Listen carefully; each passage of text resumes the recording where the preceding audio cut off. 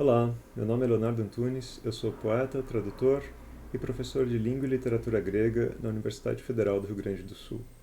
Em primeiro lugar, eu gostaria de agradecer muitíssimo o convite à Casa das Rosas e especialmente ao Marcelo Tapia, querido amigo, uma pessoa que eu admiro enormemente.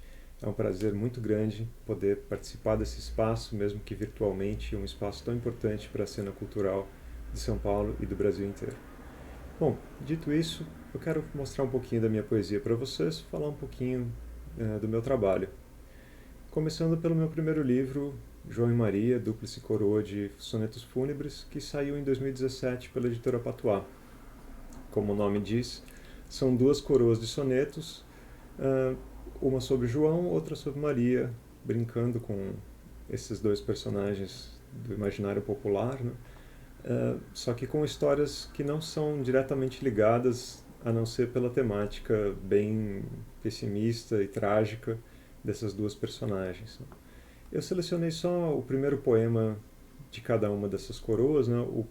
O soneto que dá origem à coroa, né? O soneto cujos 14 versos vão ser usados para criar 14 sonetos na sequência.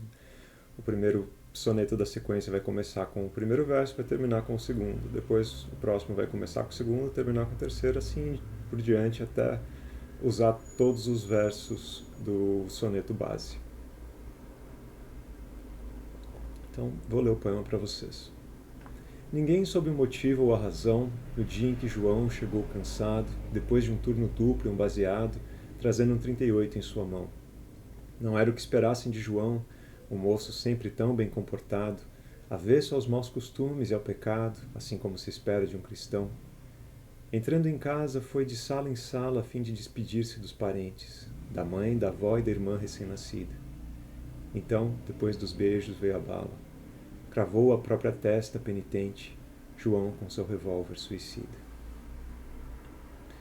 E vou ler também o primeiro soneto da coroa, o soneto base da coroa de Maria. Maria trabalhava todo dia num açougue nos fundos do mercado, cortando bifes, embalando gado, pondo em bandejas na mercadoria. Depois, a noite toda, então, Maria, secretamente, dentro de um sobrado, a fim de completar seu ordenado, vendia as carnes para a freguesia. Chegando aquela vez do expediente, seu marido encontrou entrelaçada nos braços de outro sobre a cama, nua. Quebrou-lhe 3 costelas e 2 dentes antes que ele fugisse pela escada. Depois linchou Maria em plena rua. Bom, são esses os 2 sonetos base das 2 coroas. Se vocês tiverem curiosidade de ler o resto, no meu YouTube o livro está disponível com um audiobook completo desse esquema, eu lendo com os poemas no fundo. E passo imediatamente para o próximo, Ulícidas, um livro que saiu no ano passado, em 2019, pela Zuc, uma editora aqui de Porto Alegre, e que muita gente acha que é uma tradução, porque eu sou tradutor, traduzi o Édipo Tirano de Sófocles, entre outras coisas, né? Então as pessoas acham que isso aqui também é uma tragédia antiga que foi traduzida e eu me divirto muito cada vez que alguém se confunde com isso, porque a ideia justamente era confundir as pessoas, era escrever uma peça que pudesse ter sido escrita em Atenas, ou que um grego ou ateniense que viesse hoje e quisesse escrever uma peça, escrevesse algo parecido. Enfim, é um processo que eu chamo de derivação estética, né? Que você pega um determinado estilo, determinada forma literária e dá continuidade a ela. Eu tento dar continuidade ao teatro antigo, mais ou menos ignorando o que aconteceu entre lá e cá, mas não ignorando totalmente. Tem várias brincadeiras que eu faço no meio de tudo isso. Mas, basicamente, são versos decassílabos, né, as partes das falas, e os coros são polimétricos, também emulando o teatro antigo, com esquemas estróficos, esquemas métricos estróficos que se repetem dentro de cada coro. Eu vou ler aqui o miolo da peça, o filé mignon da peça, a parte em que realmente acontece a desgraceira toda. A peça é baseada numa história que o Heródoto conta no livro 9 das histórias dele, uma história supostamente verídica, se a gente acreditar no Heródoto. E acontece no finalzinho da guerra contra os persas. Os atenienses, 6 meses antes, tinham tido que abandonar a cidade por conta da invasão e se refugiar nos seus navios. E agora, novamente, os persas invadiram e queimaram a cidade. Eles estão de novo em Salamina e, enfim, chega um mensageiro persa oferecendo para eles a paz se eles se renderem, né? Fizerem uma oferta de terra e água para o rei persa, para o grande rei. E dizem que os atenienses no conselho se reuniram para falar sobre isso e não queriam discutir, queriam já mandar o mensageiro embora. E um dos conselheiros, Ulícidas, sugere que aquela decisão não era para ser tomada no conselho, mas na assembleia com todos os cidadãos, que não cabia a um conselho fechado ali com algumas pessoas apenas decidir o destino da cidade inteira. E, com razão ou não, os conselheiros o acusam de traição e o apedrejam ali mesmo. E na sequência, quando as mulheres atenienses ficam sabendo do que aconteceu, elas próprias também ficam tão indignadas que vão até onde está a família do Lícidas e apedrejam a própria família do Lícidas também, a mulher e os filhos do Lícidas. Então é um episódio horripilante, que mais parece uma cena de Tucídides, de tão sangrenta que é, mas está em Heródoto. Inclusive eu me lembrava dessa cena e fiquei procurando no Tucídides, porque me parece uma coisa muito mais do universo do Tucídides do que do universo do Heródoto, mas de fato a cena é do Heródoto. Enfim, vou ler para vocês o momento então em que o Heterócrates, esse personagem que eu criei, um dos personagens que eu criei, a peça começa com um diálogo entre o Lícidas, o Heterócrates e o Aristeu, esses três personagens que representam as diversas formas de governo, né? O Lícidas um personagem mais democrático, o Aristeu um personagem mais aristocrático, e o Heterócrates, como o nome indica, ele é um personagem heterotop e super autoritário e, enfim. Ele diz o seguinte, contando o que aconteceu no conselho, né? Brincando com a ideia do teatro grego de que as coisas horríveis não acontecem no palco, acontecem fora de cena e depois alguém vem e conta o que acontece. Então é assim que acontece aqui também. Mas depois eu brinco com isso e subverto essa lógica. Pois bem, direi enfim o que me pedes. Seguimos todos juntos ao conselho, para ouvir o maldito núncio persa. Não foi surpresa alguma que trouxesse uma mensagem nos oferecendo a rendição covarde e a vassalagem. Estávamos já prontos, quase todos, para dizer-lhe um sonoroso não, com exceção de 2 ou 3 velhotes, pois a velhice, como vós sabeis, torna o homem mais lento e cauteloso, às vezes até mais do que devido. Excetuando então os mais idosos, restava Lícidas ainda inquieto. A seu costume pediu a palavra e propôs as sandices de costume, que no presente contexto, contudo, só poderiam ser compreendidas como terrível mostra de vileza. Depois que Lícidas fez sua fala, querendo nos levar à rendição, os conselheiros todos decidimos eliminar o mal pela raiz. Uma erva daninha, se deixada, em pouco tempo conquista o canteiro, aniquilando tudo a seu redor. Da mesma forma, o discurso covarde, repleto de histeria e traição, se não for extirpado de imediato, em pouco tempo conquista a cidade. Conscientes de sermos guardiões de nossos cidadãos, irmãos e irmãs, fizemos o que havia a se fazer. Não houve nem maiores discussões. Foi como se soubéssemos em alma que só havia uma solução. Movidos por um sentimento só, como se um Deus nos guiasse as ações, tomamos pedras em mãos e seguimos para cima de Lícidas traidor. A primeira pedrada o atingiu na têmpora direita e o derrubou. Depois disso não sei vos relatar quantos golpes sofreu exatamente. Foram muitos, seguidos, incessantes. Tentava levantar-se, mas em vão. As pedras laceravam carnes e ossos, suas roupas cobriram-se de sangue, e em pouco tempo já não se movia. Ainda assim gritávamos traidor, a fim de que varão nenhum ousasse trilhar a mesma senda que trilhou. Lançávamos mais gritos e mais pedras, até que após um golpe muito forte, o seu crânio se abriu e derramou o encéfalo na terra do conselho. Houve um momento de puro silêncio, contemplação diante do cadáver. Então alguém entoou o peã e todos nos juntamos ao seu canto, expulsando da sala do conselho o mensageiro inútil de Mardônio. Depois seguimos para cá cantando, o resto sabes bem por tê-lo visto. Tristíssimo destino para alguém que parecia ser um defensor dos direitos de seus concidadãos. Que sirva de lição a todos vós, a única defesa que vos resta são esta espada, este escudo, esta lança. Tudo mais é tão vago quanto o vento. Somente nas ações tempestuosas, regidas e apoiadas por Zeus Pai, existe a salvação para os mortais. A força é quem decide neste mundo. É com força que iremos derrotar os invasores da pátria querida. É com força que iremos extirpar os inimigos internos da polis. É com força que iremos nos unir em torno de uma única palavra, liberdade, pois somos guardiões de toda a Hélade, não só de Atenas. Belíssima palavra, liberdade, força aos helenos, morte aos traidores, morte a todos que querem se prostrar de joelhos diante do invasor, morte aos falsários, morte aos traidores. Nada melhor do que um pouco de sangue como preparativo para a guerra. Apedrejai os traidores todos. Com pedras nós iremos erguer novos templos, um santuário de Ares guerreiro, com argamassa de carne e de sangue. Aos traidores a morte, aos inimigos a morte. Despencarão alrades esquecidos numa torrente de carne e de sangue. Aprontem-se armaduras, espadas e lanças. Com elas nós saudaremos os persas, numa colheita de sangue inimigo. Aos traidores a morte, aos inimigos a morte. Plantaremos seus corpos pelos campos para a colheita de sangue inimigo. Tu tens certeza de que foi sensato mobilizar a multidão amorfa sem ter um objetivo muito claro? Tenho receio de que façam algo de que mais tarde nos envergonhemos. Bom, a peça continua uma desgraceira crescente, como vocês podem imaginar.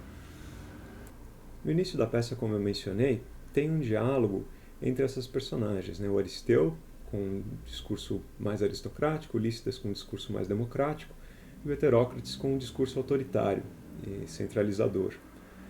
Eu tentei olhar para cada uma dessas maneiras de dirigir a cidade e dar as melhores razões pelas quais alguém deveria seguir por elas, assim, de forma com o mínimo de preconceito que eu podia ter. Entendendo as dificuldades de cada um desses governos, as vantagens e desvantagens. Enfim, vou passar para o meu próximo livro. Esse é o meu livro recente, que está para sair pela editora Martelo, deve sair ainda esse ano ou no início do ano que vem. Ele se chama Regressos e é uma coletânea de poemas líricos que eu escrevi ao longo dos últimos 10 anos, mais ou menos. Fiz uma seleta de poemas, começando pelo poema dedicatório do livro. Oferto-te, Diandra, neste meu livrinho, palavras, umas minhas e outras sequestradas de mentes do passado, doutas, celebradas, na forma como espero ao menos de um carinho. Um livro não possui nenhum valor sozinho, por mais que seja pleno em tudo que translada, um caso em que este livro não se encaixa em nada, exceto no fazer-se todo em descaminho. Mas ganha o seu valor naquilo a que ele é feito, nesse ato de ser lido, quando se consente a imagem de si mesmo no outro transmudado. Por isso este volume, eu penso que a despeito de mim e de si mesmo, posto à tua frente, é belo, pelo olhar que nele se arrecada.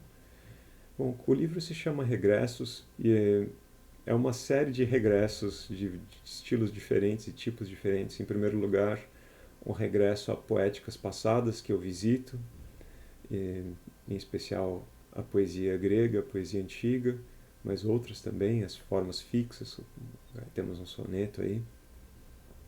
Também falo dos regressos que eu próprio faço voltando para São Paulo, estando aqui no Rio Grande do Sul, eu sou paulista. Fala de regressos temporais, né, a coisas que aconteceram na minha vida, a coisas que acontecem na vida da gente, de como a vida às vezes é um eterno reencenar das mesmas coisas com sentidos e significados diferentes a cada vez que a gente faz essa reencenação dos mesmos mitos. Então, enfim, outros tipos de regressos também se encontram aí dentro, e é com isso que eu brinco, assim, foi essa a forma que eu encontrei de organizar esse todo desses poemas diversos. E ele é dividido em algumas partes diferentes por tema. A primeira parte é poética e se abre com esse poema aqui, que é uma villanelle. A mesma forma do famoso poema do Dylan Thomas, Do Not Go Gentle Into That Good Night, que tem uma tradução maravilhosa, aliás, do José Francisco Botelho, entre outras. O poema se chama Onde Vamos Nesta Noite Escura, que é um dos estribilhos que são repetidos ao final de cada um dos tercetos. Essa forma fixa se estrutura por 5 tercetos, com a mesma terminação, né? Uma terminação A e uma terminação B, que vão sendo repetidas em cada um dos tercetos com palavras diferentes, né? Fazendo rimas. E o terceiro verso de cada terceto é um estribilho que se alterna. São 2 estribilhos que no final são retomados num quarteto. Guiados sob a luz das viaturas, com o peito insuflado em grito horrendo, aonde vamos nesta noite escura? Por todo lado assomam sepulturas, enquanto nós seguimos, não crescendo, guiados sob a luz das viaturas. Unidos não no amor, mas na tortura, já não sei o que somos, nem entendo aonde vamos nesta noite escura. Confiantes de ter real cultura, espizinhamos leis e referendos, guiados sob a luz das viaturas. Quando foi que trocamos a ternura, o amor e a compaixão por dividendos? Aonde vamos nessa noite escura? Impõe-se nova, exótica escritura.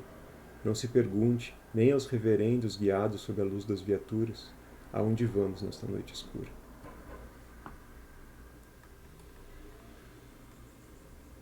Na sequência tem esse poema, um poema mais de cunho social. O primeiro também é de certa forma, mas esse mais de forma mais gritante. E na sequência vai ter um poema que põe isso em contraste. Esse homem enterrado até o pescoço na pilha de embalagens e dejetos, recuperando um naco de alumínio, um papelão e 3 garrafas PET, ou empurrando pelo asfalto quente, das 5 da manhã às 6 da tarde, 200 quilos de quinquilharia no dorso da carroça improvisada. Talvez um dia tenha tido um nome, talvez um dia tenha tido pais, irmãos, avós e tias, mas talvez nem saiba de que ventre veio, nem é que ventre vai no frio da noite, quando a tristeza invade o coração. Esse próximo poema, como eu disse, faz um contraste com o anterior, porque nele eu brinco com esse papel social da poesia e da literatura, que muitas vezes acaba se frustrando completamente e acaba virando uma coisa hipócrita também, da gente ficar aqui reclamando dos problemas sociais, mas de fato não fazendo nada a respeito deles. Na feira de domingo há cor e som e cheiro. Casais, cachorros e mercantes argentinos almejam ser ouvidos, mesmo enquanto os sinos de um templo antigo e triste dobram altaneiros. Crianças pobres junto a um velho violeiro entoam cantos de seus ancestrais andinos, com olhos melancólicos e clandestinos, perdidos entre o vai e vem dos domingueiros. Sentado sobre um banco à sombra na calçada, eu tento reverter a vida em poesia, com versos jâmbicos e rimas alternadas. Alegro-me com vê-lo feito em primazia e vou-me embora assim sem ter comprado nada, nem feito nenhum gesto de filantropia.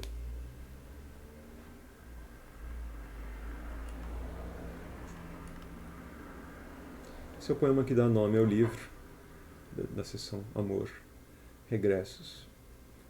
Passamos novamente pelos mesmos velhos cenários onde um dia alguém talvez te tenha dito algum carinho, tomando a tua mão, teus longos dedos, não sei, menina, onde vão. Talvez a tua mão pertença a um outro tempo, a uma outra história feita de regressos, aos mesmos périplos por que buscamos saber se já se pode desta vez, passando novamente pelos mesmos velhos cenários entre as mesmas velhas pessoas, ser feliz talvez agora.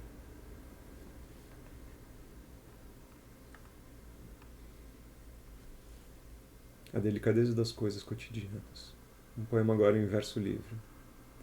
Leva ao mesmo tempo sequência de atos e ditos, espaço-sentido intenso sem que se sinta, viração das horas por entre os desencontros, equação de ritos refeitos, ressignificados, mas que eventualmente um dia, plenos, se moldam na delicadeza das coisas cotidianas.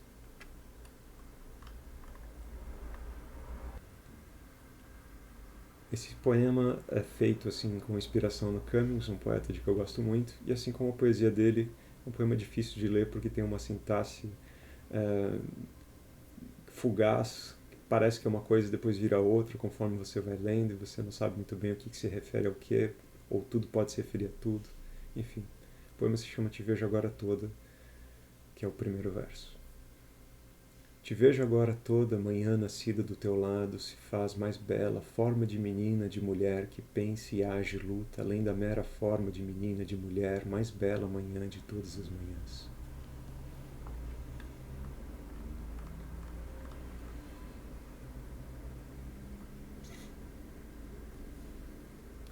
Voar, suspenso em densas, longas asas, atravessando junto das sagradas Alcíones o etéreo têmeno dos denominados deuses, muito longe de tudo quanto um dia se viveu, é coisa que deseja alguém jamais. Antes aspire que se permaneça bem firme sobre os pés na terra pátria, no perímetro próprio ao coração, alheio ao duro lote de partir. Esse é um poema que começa, você acha que ele vai dizer alguma coisa, né, que vai fazer um elogio a voar e depois nega tudo o que estava dizendo para fazer uma outra asserção no final, permanecer onde você está mesmo e os parênteses ali criando ainda um enquadramento maior de permanecer em casa, da dificuldade que é se sair, enfrentar o mundo.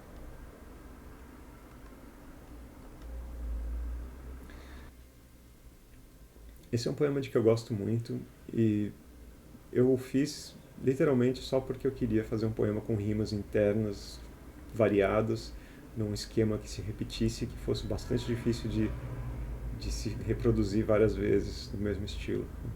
Vocês vejam que o primeiro e terceiro verso dos tercetos rimam, assim como rima também com o começo do segundo verso, o meio do segundo verso rima com o fim.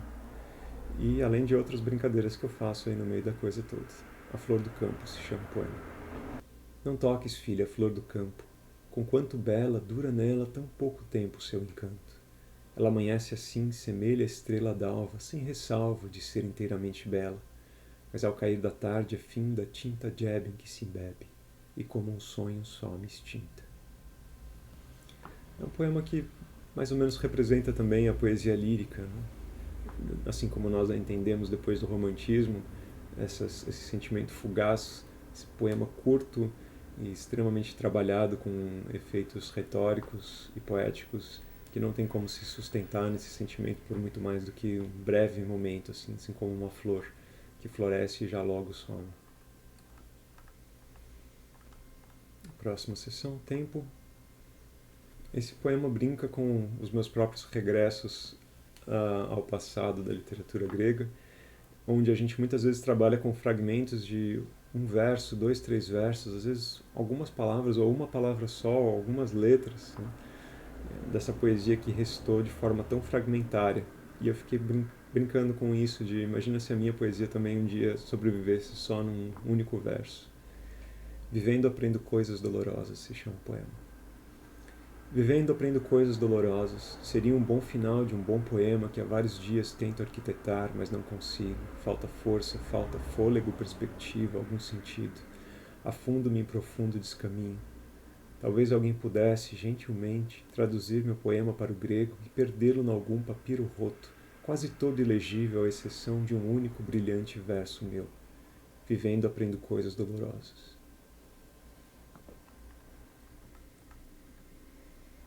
Esse também é um poema que brinca com a antiguidade, brinca com o poema do Horácio. E é feito em forma elegíaca, né, com versos que se alternam, um verso um pouco mais longo, um verso um pouco mais curto, usando os metros que o Péricles Eugênio da Silva Ramos usou para traduzir a elegia antiga e que o João Ângelo Oliva Neto também usa hoje, assim como seus discípulos, como o Fábio Cairoli, o Guilherme Gontijo Flores no Propércio, entre outros, alternando dodecassílabos e decassílabos. Meus fracassos se erigem como monumentos, altivos, permanentes, sempre à vista. São feitos de matéria artificiosamente engendrada, conspícua e duradoura, e lançam densa sombra sobre as silhuetas incertas, fugidias, resignadas, do que talvez um dia sobre a areia alguém houvesse registrado algum sucesso. E não existe aprendizado. Há tão somente a eventual impossibilidade de reencenar os mesmos erros, e a saudade, filha do impossível, última provável companheira dos que permanecem.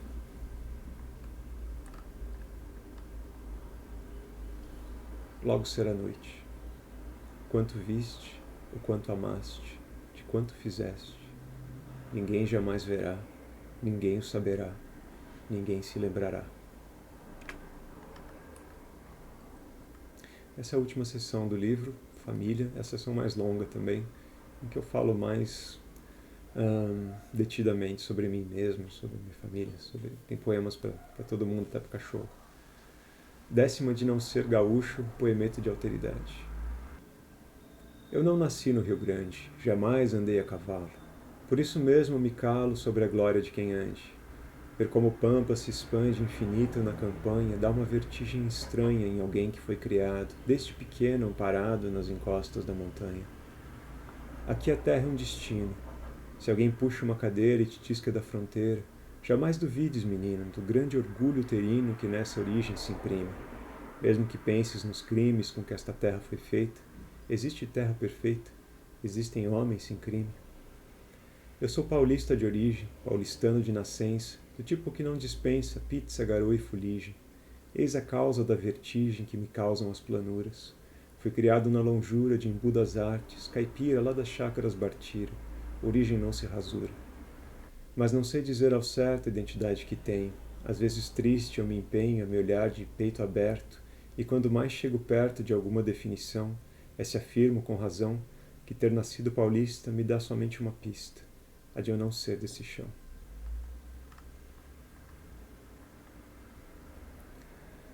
Quando eu nasci, minha mãe chamou-me Carlos, nome de poeta, ela dizia.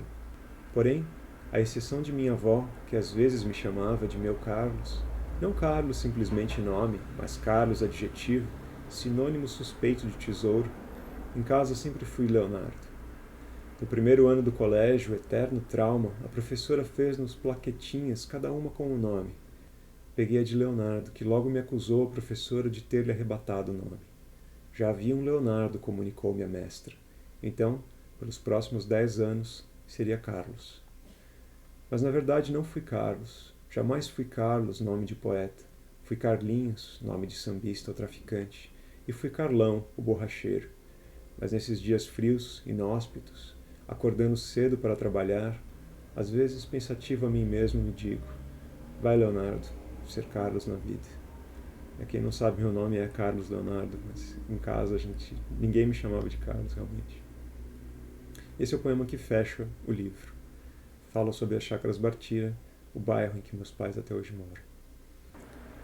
Há 2 ou 3 ruas na Bartira, se acaso tu desejas ir embora, mas todos os caminhos mundo afora convidam-te a voltar de onde partiras. A cada teu retorno em que confiras a casa onde os teus pais ainda moram, procura descobrir por que tu choras nas horas em que ao choro não se aspira. Mas sobretudo chora, pois jamais se sabe ao certo quando novamente se retorna, nem mesmo ao que e a quem.